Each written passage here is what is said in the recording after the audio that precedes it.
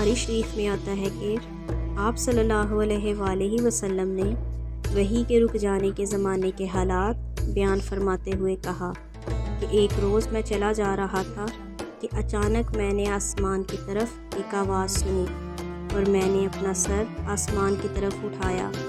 کیا دیکھتا ہوں کہ وہی فرشتہ جو میرے پاس غار حرا میں آیا تھا وہ آسمان و زمین کے بیچ میں ایک کرسی پر بیٹھا ہوا ہے۔ میں اس سے ڈر گیا اور گھر آنے پر میں نے پھر کمبل اوڑھنے کی خواہش ظاہر کی۔ اس وقت اللہ پاک کی طرف سے یہ آیات نازل ہوئی، اے لحاف اوڑھ کر لیٹنے والے، اٹھ کھڑا ہو اور لوگوں کو عذاب الہی سے ڈرا اور اپنے رب کی بڑائی بیان کر اور اپنے کپڑوں کو پاک صاف رکھ اور گندگی سے دور رہ۔ اس کے بعد وہی تیزی کے ساتھ پے در پہ آنے لگی۔ اس حدیث کو یحییٰ بن بکیر کے علاوہ لیث بن سعد سے بھی عبداللہ بن یوسف اور ابو صالح نے بھی روایت کیا ہے۔